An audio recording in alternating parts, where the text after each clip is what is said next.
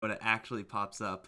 There it is, guys. Welcome to the Perfect World Masters. This is going to be like one of the first games, as we have basically just a giant best of 3 bracket. Pretty standard stuff, but this is going to be from the NA region. We got some NA over here. We got some SA on some other streams, even more NA in the future, and on some other streams, a hell of a lot of Dota coming out of Perfect World Masters right now. We're going to take a best of 3 versus DC and Rattletrap. For right now, I'm Mike Loris, going to be joined at one certain point by Kefka. He has to finish tuning up some settings, but he'll be here soon. He's in the lobby. He's pretty much ready to go as soon as he is actually ready to go. But yeah, gonna be quite a long day of NA Dota here on BTS2. We're gonna start things off with this series. We got a match with Immortals next, and that's something I am super stoked for.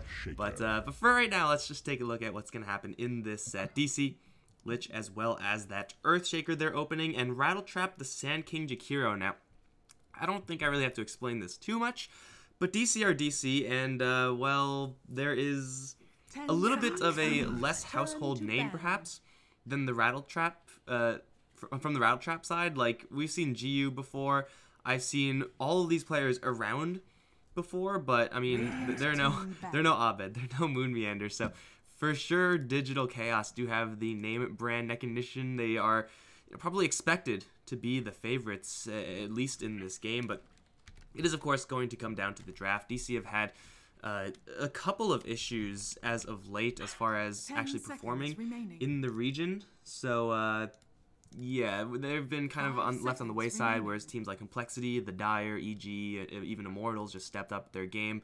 But it looks like Kefka might actually be here. Hello, man. There he is. I am here. Yeah. Just some minor confusion and last minute panicking. But it's all good. And the drop is quite far up actually. But especially the drop is gonna be a key factor. Because I think if Rattletrap gets even remotely a little bit outdrafted, it's gonna be very hard, you know. But I mean, there's a few cheeses you can pull nowadays, so you definitely have to care as DC, and maybe you aren't gonna dare picking some heroes because you feel like you're supposed to win, and then you're like, oh, well, now we just have mediocre heroes instead. Well, we'll see what's actually gonna happen. It doesn't look like a lot of cheese is gonna be coming out of this Rattletrap side for right now. Jakiro Sand King is not your like most super common first and 2 pick, but they're solid enough to fit into mostly any draft. A good amount of control coming out of these two, and with the Bloodseeker as well for that physical right click, they do have a lot of a decent amount of initial damage to start things off. Get the Bloodseeker, those thirst stacks, but DC getting the Lich for that lane control, of course, getting the Shaker, either offlane or support, but now going for the Pugna and really looking to force the issue onto those towers, which I think Rattletrap may be able to deal with. They can certainly fight rather early on with this draft. Yeah, I think they're pretty set up. I think the first 2 heroes are okay. Jakiro is one of the safer supports and can scale super nicely, honestly. I think it's one of the best position 5 when it comes to scaling. Super good late game, and Sand King can be both offlane and a 4. I guess Jakiro can kind of be all 3 of those roles, like 3, 4, 5, but generally it's a 5 nowadays. And Bloodseeker is also this like nice hero that can lane against a lot, and you can easily punish weak lanes. I think they're okay set up, but it's also very scary playing against a Lich. You have to like, so suddenly there's a Lich morph mid, and you can't do anything to stop the morph, and suddenly he has a 60-minute shotgun and he's killing everyone. So it's always scary against that hero. For sure, like these explosive possibilities here from DC are not really going to be matched by Rattletrap. I mean, they could still go for a little bit more of an aggressive strat, like try to leverage that Jakiro and the Sand King's early game. And as far as the early game is concerned, these 2 heroes do have a lot of it. Bloodseeker as well, no slouch. But DC just have to make sure that you know, they'll be able to respond to that. Just have TP scrolls, have at least some extra fighting, because that's what like the Lich doesn't provide you. Is that, yeah, he'll make sure that your lanes are in general winning, but if you are actually going to get into a fight, he really can only contribute ice armor, really no offensive power contributed by this Lich until he's level 6. Even then, it's very possible to play around that Chain Frost, but Rattletrap do have the Bloodseeker and a lot of like kind of pile on when they do land that rupture, landing it on a Pugna in the front line, something like that, and Jaheiro and Sanking can very easily do a lot of damage there, but seems like they're a little bit stumped as their 4th pick. They're gonna go for an Omni Knight. Okay, Repel's pretty sick here. It's gonna do a lot. It's pretty good against Pugna, especially because Pugna, like, he relies on ultimating someone and kind of sustaining that way, but he doesn't get any HP if the target is repelled. So it kind of like puts Pugna in a bad position. But it took a long time to draft that, and it's not a strong laner at all.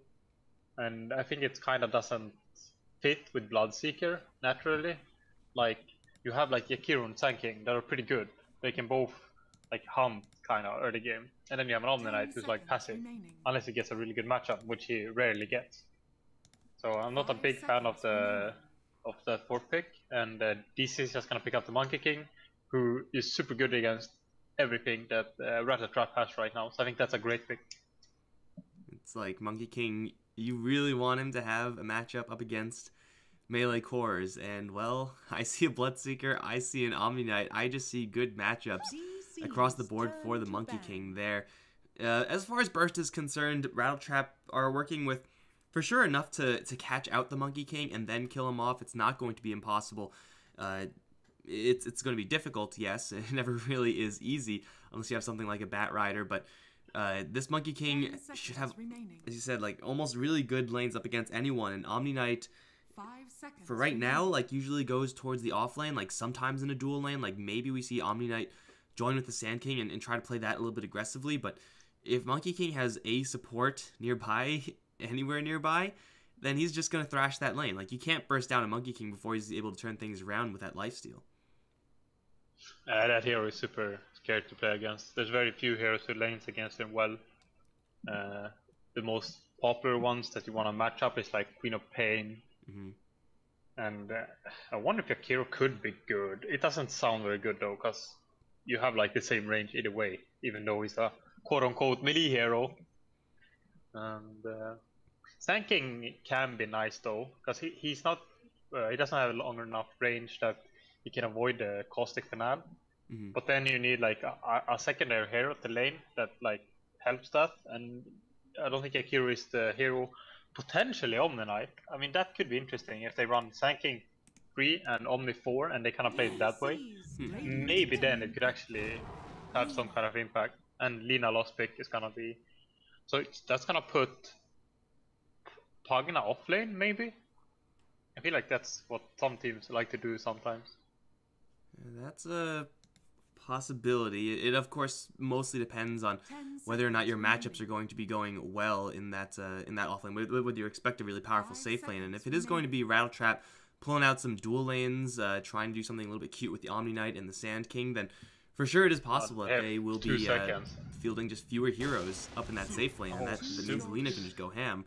Now we have Burst though from this Zeus pick from Rattletrap, who, you know, defensively is going to be in for a lot of trouble, but offensively, you're talking about trying to look for the Monkey King, nailing down a Pugna. This hero is seemingly high reward, but also pretty high risk here. I think it's actually like the pick. The main reason is that DC has like one hero that can jump, and that's Earthshaker. And he's not the type of hero that jumps a Zeus either. Like if it was a Sanking just goes on a single target stun on the opponent backline, you know. But Earthshaker is kind of like a team fighter more, and like looking for big echoes and fissures on front targets, stuff like that. It's a pretty interesting pick in that regard. And DC has very flexible lanes though. I think they could like they can run almost any lanes and have switch up their cores as well.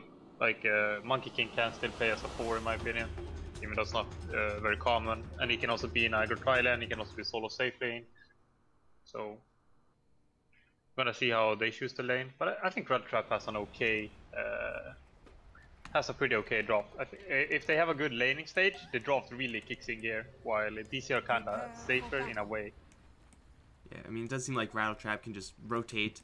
If they get a little bit of an edge through their lanes or something like that, they could just keep on rotating around, really just play on their ultimates and play on their burst damage and just constantly feed on these DC hero kills. Of course, that will kind of require them to get a good start in these lanes, and it doesn't seem like that's really guaranteed for right now. That feeling when your team name is Rattletrap and you don't pick up Clockwork feels pretty bad, but aside from that, on the DC side at least, looks like we'll have pretty much everything that you would expect. Just, well, actually, maybe not. We do have the Monkey King actually heading down towards the bottom lane along with that Lich, and it is going to be MSS Mojo.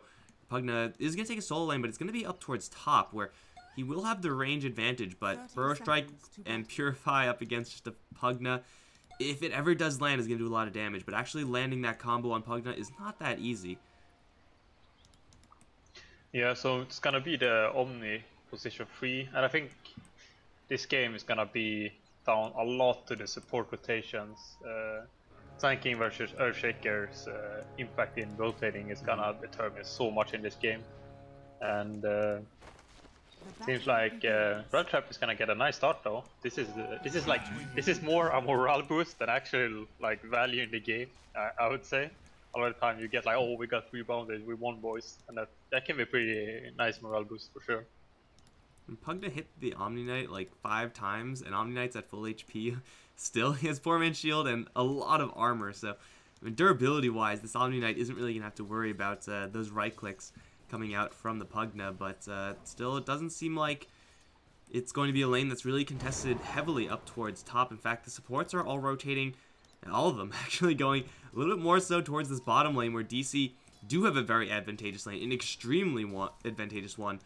Bulba Lich is already going to make Bloodseeker's life pretty difficult, not to mention the fact that if he gets close, Mason's ready. Got to stack up that Jingu. So, Jakiro, Sand King, let's see what they can actually pull out here.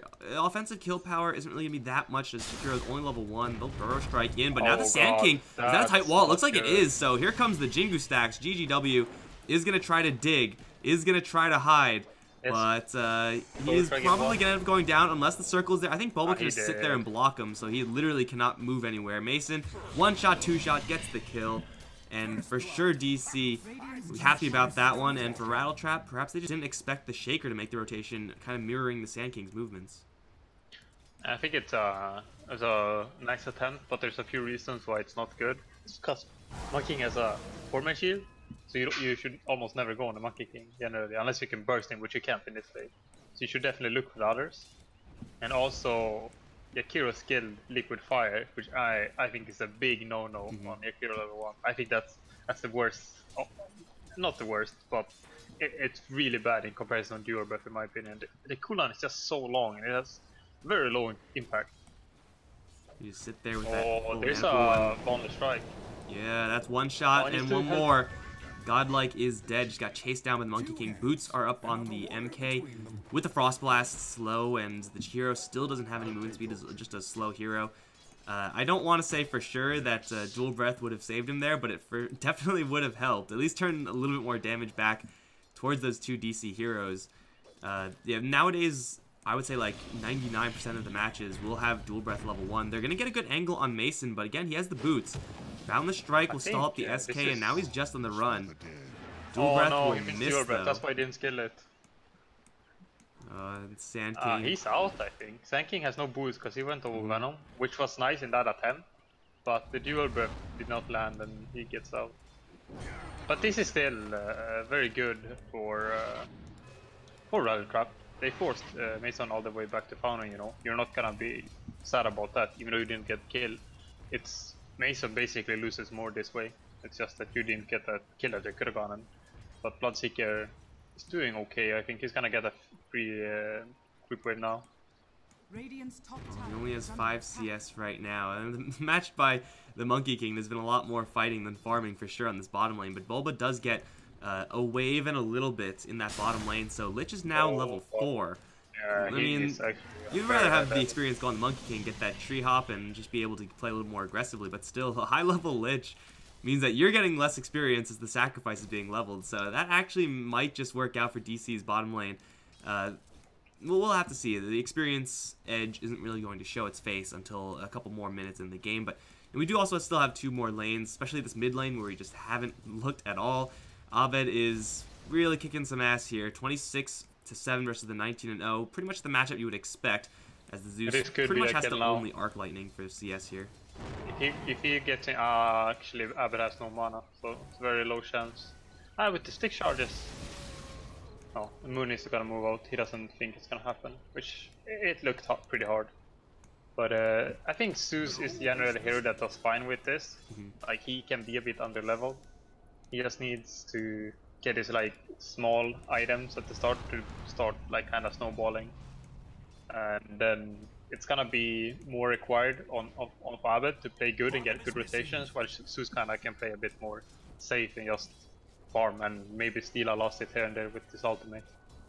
Kind of play like an Invoker, except with no Midas. Just sit, farm in lane, push it out sometimes, but just be ready with that Thunder God's Wrath. And if he does make a rotation, for sure, bursting down a Lich and a Monkey King, some still pretty high possibilities for the Zeus. And yeah, he's down in CS, but it's not really by a lot, so he should be fine. And top lane as well, the Omni Knight is a little bit behind the Pugna. Got aggressed upon a couple of times by that Shaker, but we'll survive and we'll still get quite a bit of experience. Ooh, Burrow Strike misses as Mason just jumps up to a tree. But they're rotating Moon here. No, they're not quite. They're just still going kind of aggro with this dual lane, and I would say 2v3. As far as DC are concerned, this lane is being well won by them. Yeah, it's very hard for Rattletrap to make a move because their silence are losing slightly, or by quite a lot it's getting now in later stage of the laning. But they don't have the heroes to kind of rotate and kill, and they can't really win bottom lane either because Lich is very high level. So they're kind of stuck between a rock and hard place where we need to help our safe lane because we don't have an option to rotate to anyone else because it's a very low chance kill. And they are gonna go Bloodseeker. There's a Fissure here, which will end up walling the Sand King. That's they not a tight wall, but he will... Actually, it was a tight wall, so he has to eat through the trees and he'll just get beaten down.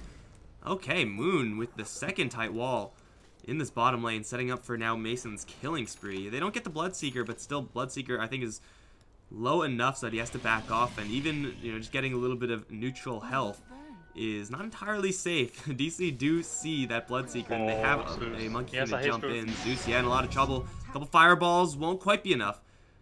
Does seem like that raindrop just about making the difference there for this Zeus. Does survive the Laguna Blade and has an ultimate of his own, so it's going to be a pretty nice survival. He's going to run into Moon, who's going to deny the ward. But at what cost? Because there is a Bolt and a Thunder God's Wrath. One more Arc Lightning, got him. That was a good bait. Kind of a weird, unintentional bait, I think, but nice nonetheless. So they're rotating Bloodseeker to top lane, and he immediately dies. Yeah. That's probably a very hard lane for him. Alright, it's very hard. Yeah, Monster was just a little bit too far, and Repel is great, but it doesn't last long. The range is very low. They're also on the Sand King. They smash him with the stick. Oof. This is looking rough for Rattletrap already. I mean, I don't mind that attempted rotation there for, you know, put the Bloodseeker up towards top lane and just try to get some farm there, because it definitely seems like that lane would be safer than bottom. But now that he went up there and just straight died, he's now suddenly a level 3 Bloodseeker, matching the level 3 of the support Earthshaker. Like, there's no way he stands up in this bottom lane anymore. Like, it almost seems like he has to go mid when Abed rotates out, because that's really the only place that's going to be safe, or just straight jungle. And if you've played a pub game of Dota, you know that Bloodseeker can jungle. He should have gone Iron Talon and jungled instead of going top, but I guess he thought he could get some at least free experience. It's kind of hard to kill a Bloodseeker generally in laning, but when you're like 3 levels or 4 levels above, it's not that hard. Oh god, Lich is 6. This could be a potential solo kill, but Abed is rotating in as well. There's not that much movement speed here for this Bloodseeker. Chain Frost is out. How many lucky bounces? 1 and 2, 3. Yeah, he's dead. Unfortunately, his name being lucky is not going to actually help him there. I think that was actually just a Bulba solo kill. Yeah, he had rotations coming in. They weren't really needed there at all. Although Lina did do a little bit of damage, turns out. An irrelevant amount to be sure. Bloodseeker is not a great hero at coming back from these scenarios. Godlike does TP out of danger and will survive, but man, this is all 3 lanes going pretty darn poorly for the Rattletrap side. Yeah, it's a pretty big net worth advantage for DC already with 4k up, and their cores are snowballing, especially Albert has formed very well in the mid lane, and also I think rotated into jungle a little bit and is pressuring the tower a ton. So Bloodseeker is not even 5 yet, and this game is gonna ramp up a lot very soon, I think, and DC is probably gonna start taking towers. DC do have, well, the Pugna to take down towers, so they'll have that working for them up towards top lane. Already that tower has been taken down. The Lina is no slouch at taking down towers either. Of course, it gets better when she has another item to spam out those spells, maybe a little bit of just extra gold trying to build into maybe even a little bit more of a right-clicky build. Considering the start, I wouldn't mind that from Abed, but DC can kill heroes and towers fairly easily. And what do they have in response? The only heroes that can actually do anything right now is Zeus and Omni Knight. Really can kill off Alina, but they need some way to close that gap. They don't really have that yet. No, their only play is to get the most out of the lanes now. Somehow, I guess most of the jungle right now is the only way, and try and maybe pressure towers when the DC group up. But it's almost impossible to do that. Even that Jakiro is not level 7 yet, so he doesn't have the max liquid fire when he can actually start pressuring towers.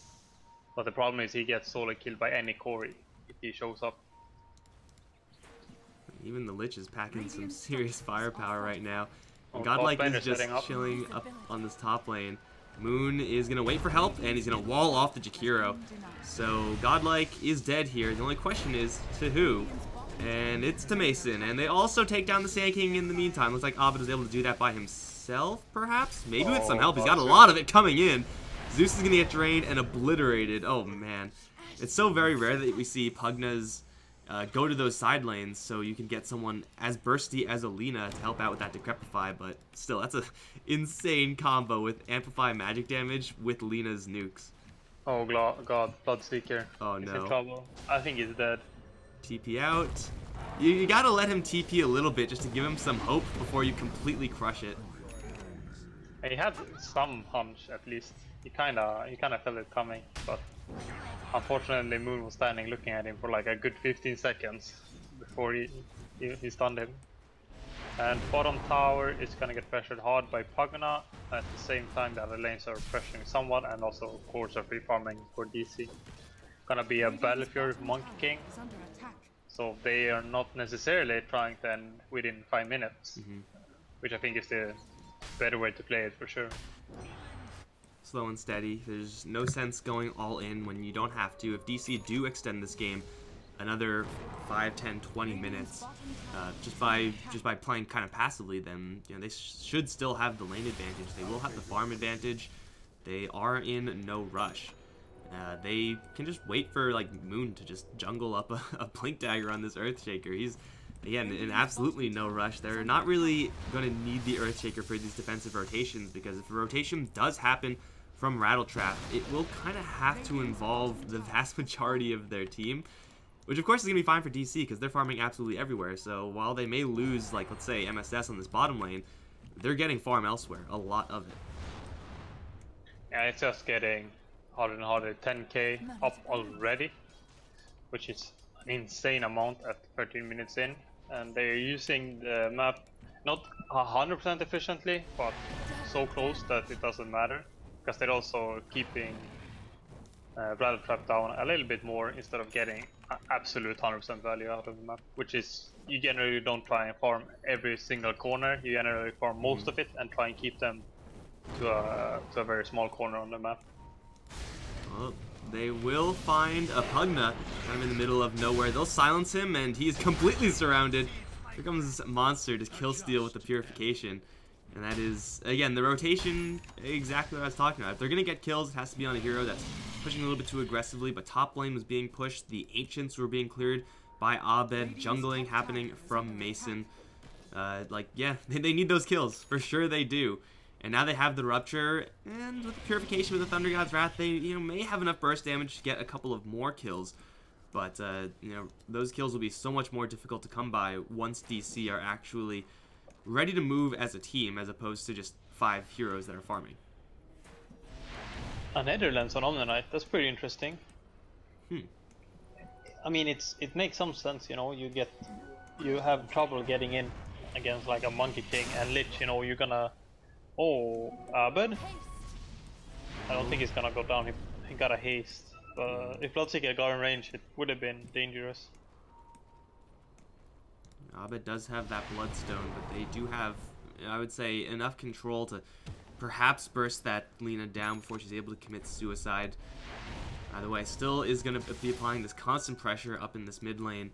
There are a couple of pretty good observer wards here for the Radiant, just to make sure that they are going to be as safe as possible. And now a smoke up from Rattletrap will be moving in. This was not spotted. Well, they will place a sentry ward, which is actually seen.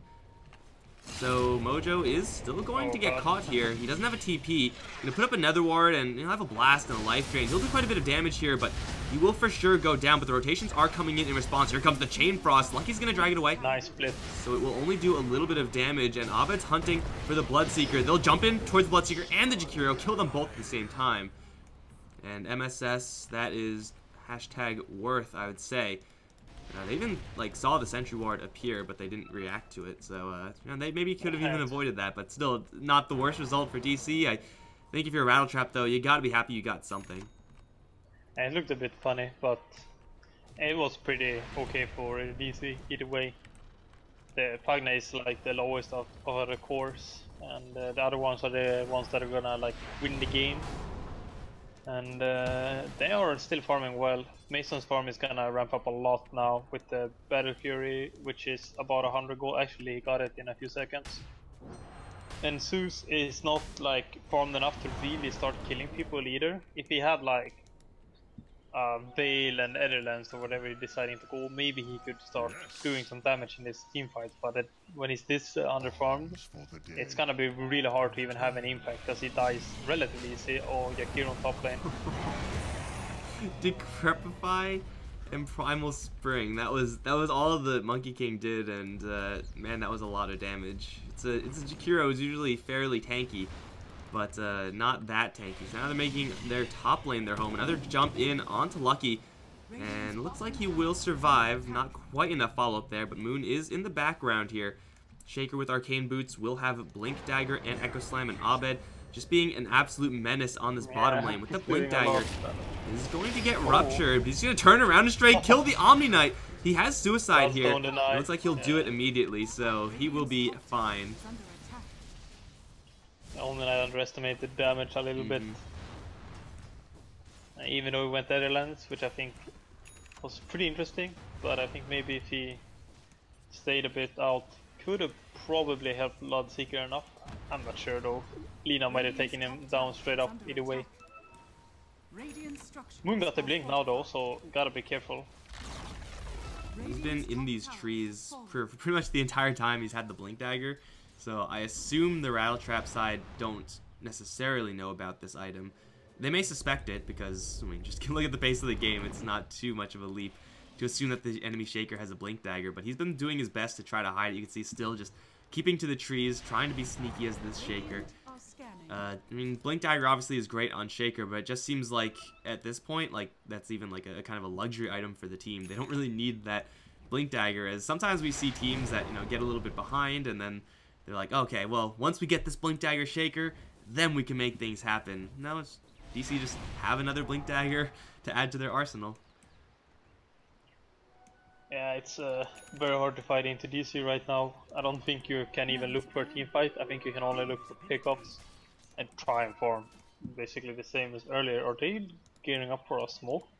They are. This is not gonna be a smoke for a team fight though, unless they can kill like one and then DC slowly gathers. They just use it for to give it out.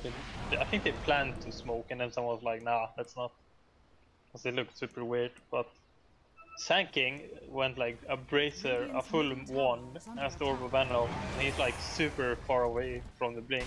Considering Sanking is one of the more reliable heroes to get a Blink Dagger on, because he has pretty good farming potential. Omni Knight, Blink revealed for sure now. Not going to take any chances when you're dealing with GA, Repel, and a Teleportation Scroll. So they will show off the Blink Dagger, use the Echo Slam, and get yet another kill. And that's going to actually terrify the rest of the Rattletrap side, forced to stay in their base. There is finally an item here on the Rattletrap side. It's the Blade Mail on the Bloodseeker and the Veil on the Zeus. So they do have some damage output now with their heroes. For sure, it pales in comparison to what DC are working with, but if they get into a little bit of a skirmish, they may be able to come out on top or at least make trades that aren't completely disastrous. But as you said, this Sand King, it doesn't seem like he's really going to get farm anytime soon. Like, the farm that is available is mostly being taken by the cores. There's not enough room for a support Sand King to farm. Yeah, they have very low space to farm.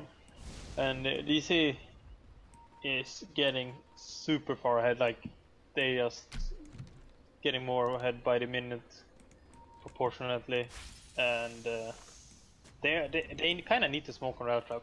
They can't take a team fight.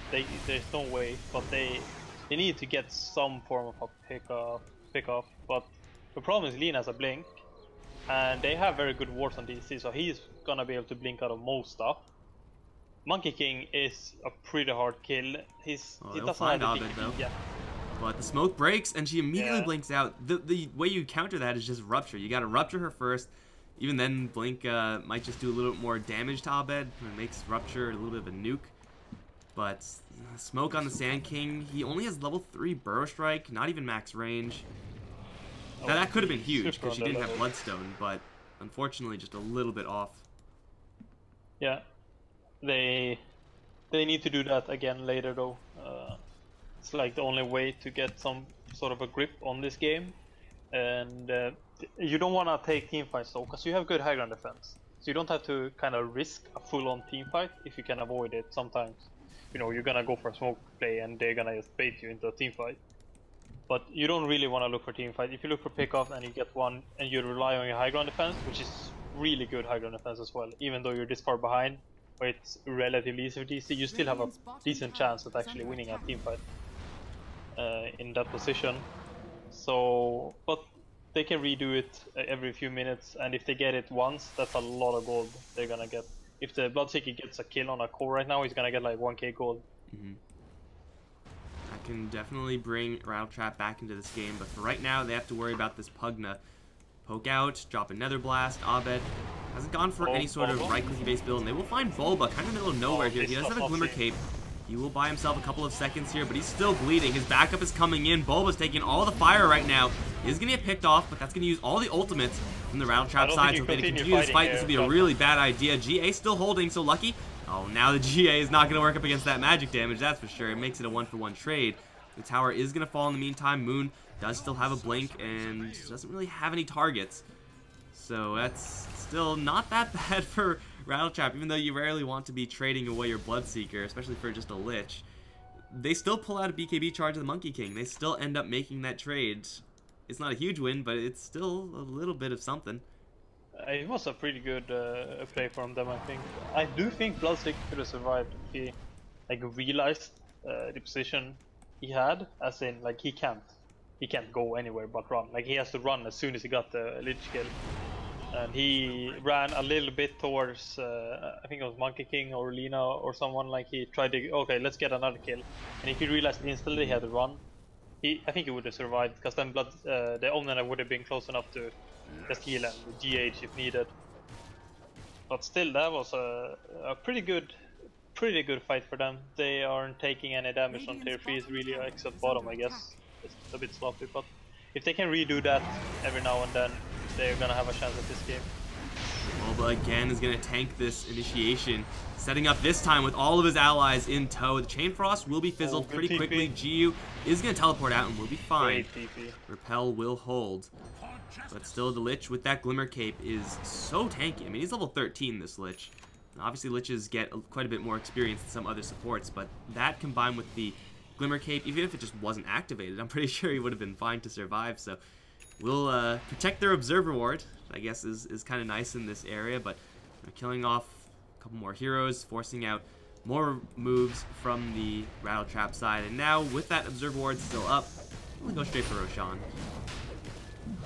Gonna be a relatively early Roche. I think maybe they could have forced this earlier. It's very good to take your first Roche early.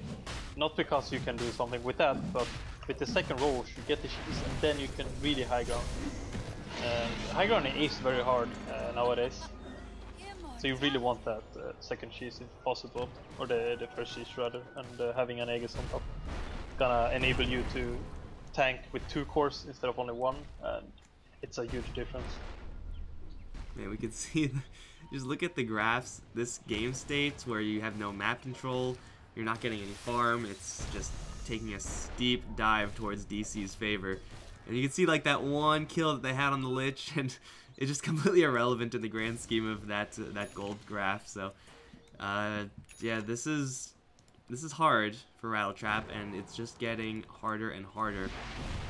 Is there any item that they can get that'll suddenly let them bust out? It seems like Blink Dagger on Sand King is the most likely item that'll give that to them, but he's not farming, and Omni Knight is in a little bit of trouble. He does have the repel, and he will be able to leave. Yeah, he'll be fine. Yeah, it's getting a little bit net worth on Omni Knight by pushing that out. And Sand King, he is approaching a Blink Dagger, and it's not to be underestimated for sure. I think they also need a 4-step though, but I don't know if they can get it within 5 minutes at least. Like, it's gonna take 10 minutes probably. And the Omni Knight is pretty farmed though. Surprisingly, I think he has cheap items, of course, but he's doing fine for sure.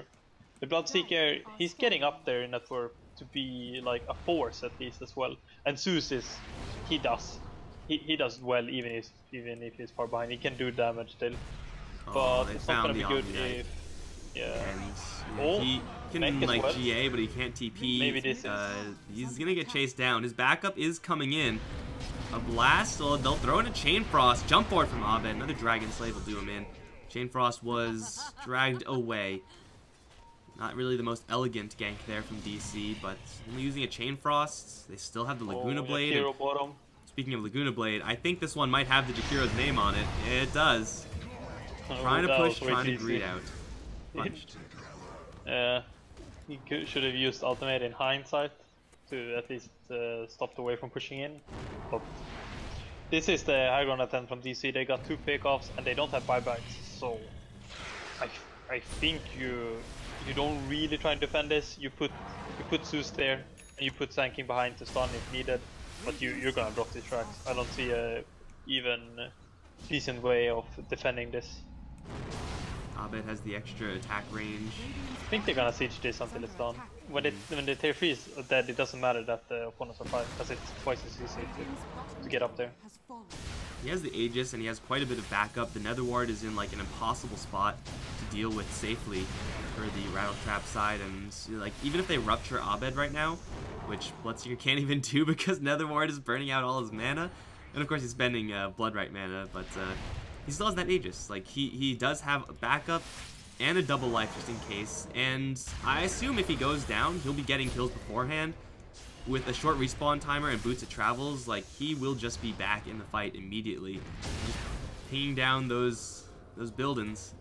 Now in a very hidey hole corner, will be fine to back off, and Rattletrap can do nothing but watch as their buildings are destroyed, and DC will just bounce out and look to repeat that in a different lane. They still have a lot of Aegis time here. Yeah, but it's gonna be a lot harder with a tier 3 up.